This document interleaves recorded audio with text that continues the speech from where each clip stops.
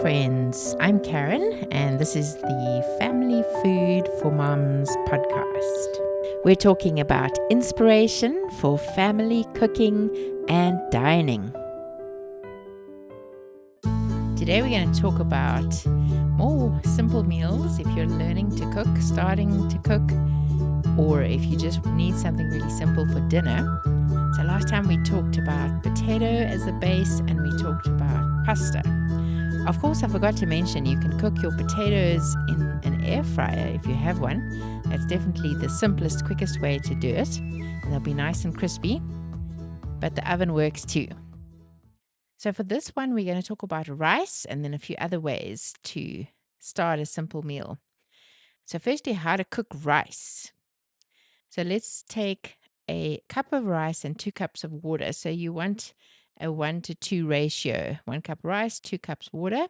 White rice is easiest to start with because brown rice takes longer. Then you need a pinch or 2 of salt, depending on how salty you like your rice. A small or medium pot. And then we're going to start by rinsing the rice under cold water. So just put it in a strainer or a sieve and rinse it for a little bit. Swish it around. Just let it drain. This removes some of the starch so that it's not too sticky when it's done. So once you've rinsed your rice, you're going to dump it into the pot and add the 2 cups of water. And then you're going to add a pinch or 2 up to half a teaspoon of salt. Probably start with less the first time you try and then figure out what your sweet spot is for salt. Then we're going to turn the stove on high and let the water come to a boil. You don't need to mix the rice. You can just let the water boil, and as soon as it's done, turn it all the way down to low as it goes, and cover the pot with a lid. Then let it cook. Don't touch it. Don't worry about it. Leave it alone for 18 minutes, and especially don't lift the lid.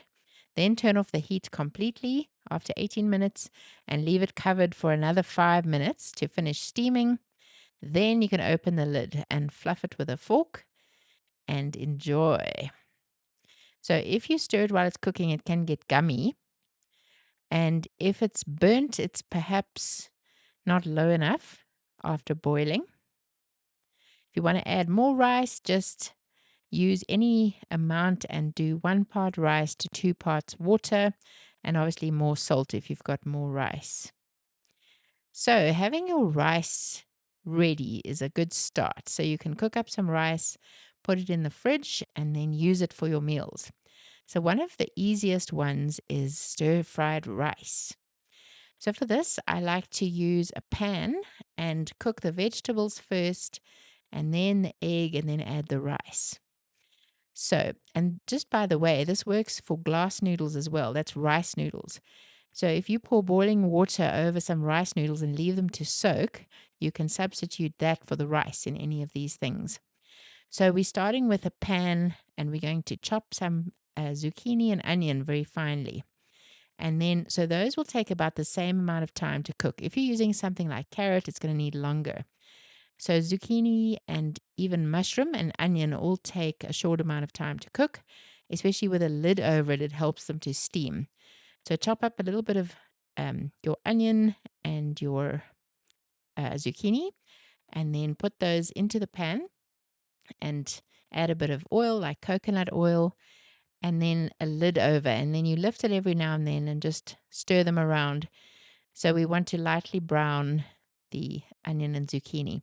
Then when those are cooked, you can scrape them out. You don't want them to get overdone. So put them on a plate while you wait.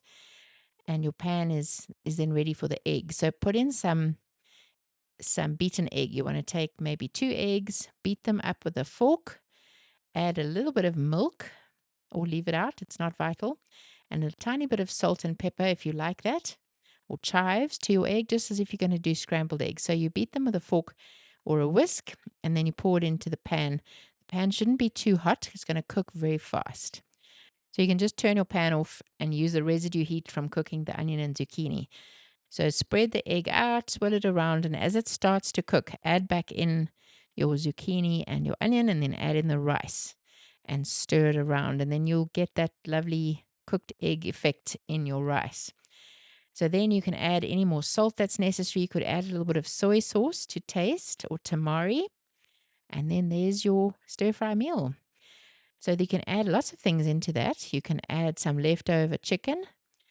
By the way, I forgot to mention last time, if you want to have shredded chicken on potato or with pasta, if you don't know how to cook your chicken breasts, just order a rotisserie chicken from the grocery store.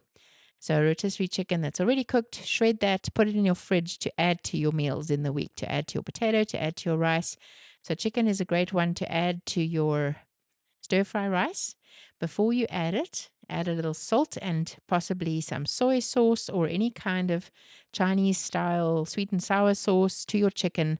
Mix that up. So do that in a bowl before adding it to the stir fry rice and then add it.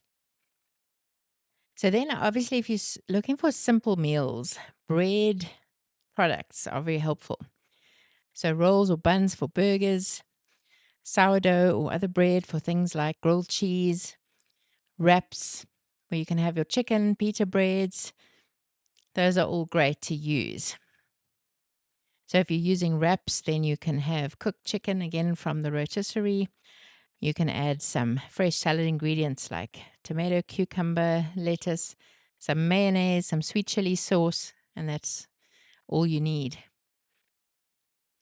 If you're doing a grilled cheese, it's great to have a combination of cheeses. So you would lay out your bread in kind of matching sizes if you're using an uneven loaf. Then you can grate something like mozzarella and cheddar or jack cheese, and then add a little bit of salt. Also, putting butter on the outside of the sandwich helps it to crisp up. And you can do those on the grill or in the oven or in the air fryer. Also, it's usually pretty easy to find ready-made burger patties and ready-made meatballs in the grocery store. So the burger patties are very easy. You can use some shop-bought barbecue sauce and a little salt and pepper and season them and then cook them on the grill or cook them in the oven.